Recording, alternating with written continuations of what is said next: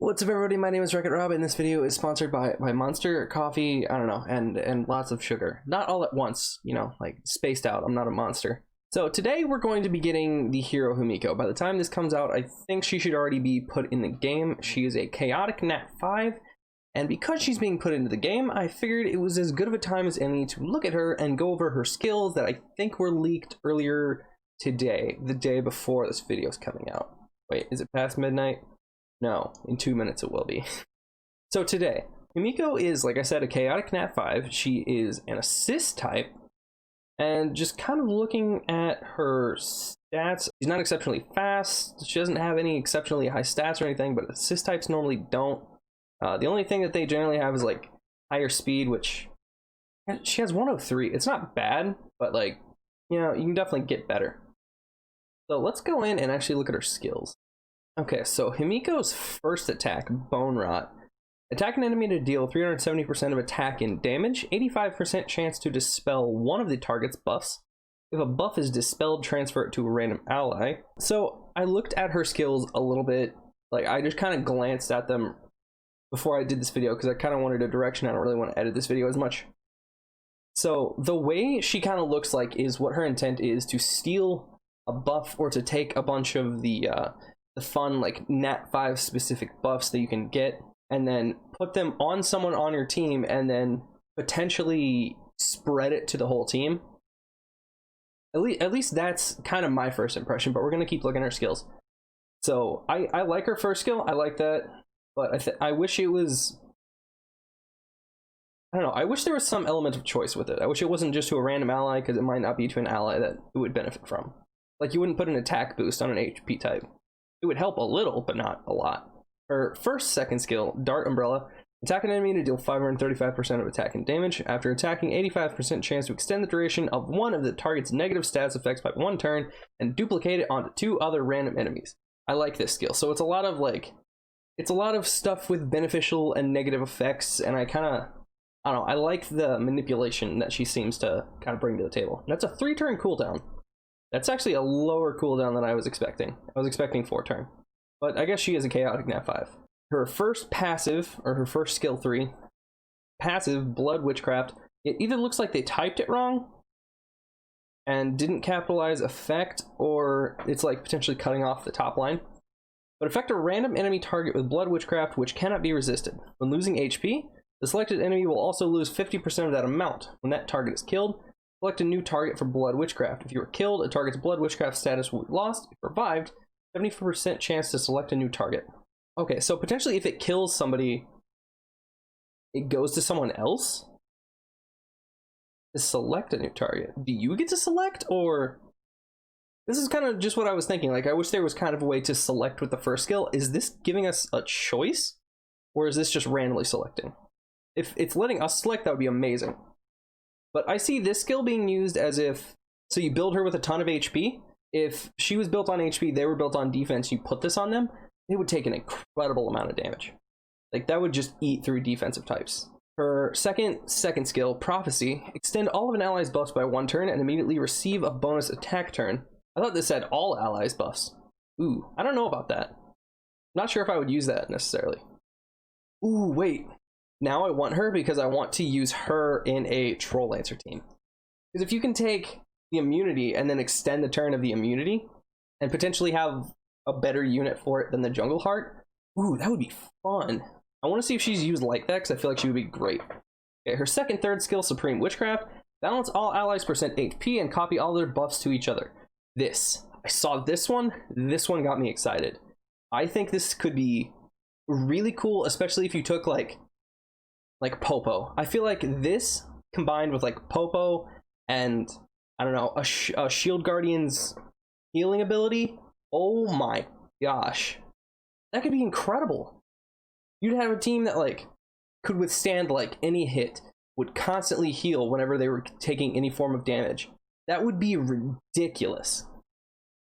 I think that she could potentially change up team comps a lot. Like having, you know, some of these units that have some cool abilities but don't really have a kit to back them up. I think that she could be used for that, and I think that would be really cool to have. Or even like if you took her into a layer team, if you were able to spread one of her buffs or all of someone's buffs to the entire team, if you were able to spread all of Popo's or Shield Guardians or anything, like especially if you use her in conjunction with like a Jungle Heart where you're just constantly extending buffs, you could have some ridiculous comps that like probably couldn't be touched. That would be amazing. And her third passive, Linked Witchcraft. After each turn, 70% chance to duplicate a random ally's buff to another ally. Allies without buffs will be prioritized. This one I honestly don't think will be used as much as the other one. I think this one's less useful. I don't know, because it's just a random buff to another ally with a random buff. Unless it's like, I don't know, you have invincibility and that's like the only one you're using. I think this could be cool if you have her on full Berserk and she's just constantly going out there and throwing invincibility or whatever buff, just constantly like throwing it on everyone. I think that could be cool if you built her like incredibly fast on Berserk, but that's kind of a stretch. I don't know. I'm curious if this one gets used as much, because I honestly think that Supreme Witchcraft will be used the most. I know that I'm looking forward to her. She's the one that I said kind of looked like a princess with her little mini umbrella thing. She's the one that I said that about.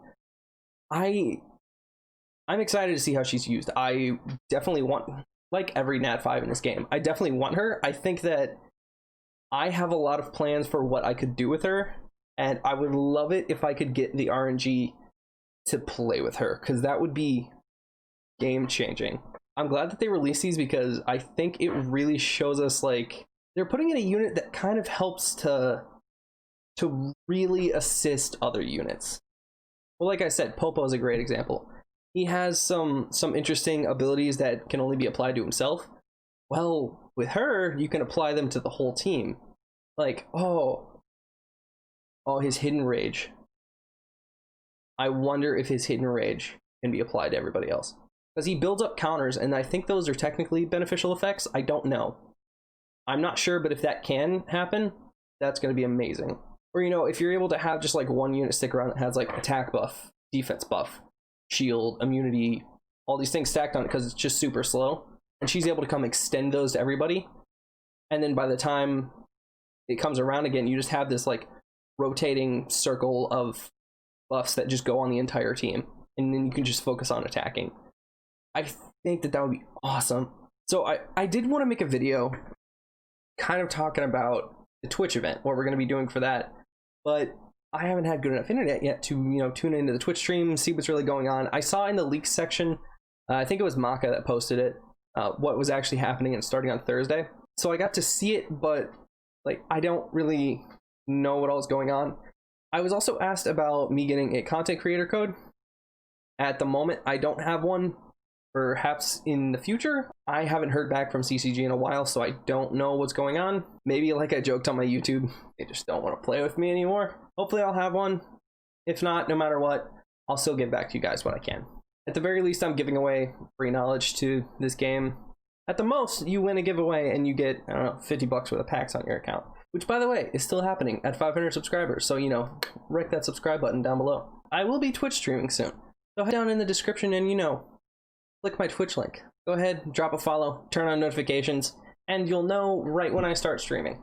It should be within the week. I don't know. It could be Wednesday or Thursday night for all I know. But hopefully it happens soon, because I do miss live streaming. I really want to talk to you guys, go through your guys' account in person, be able to actually sit and do reruns and things, being able to talk to you guys, because that's much easier than doing it in the video form like I have been.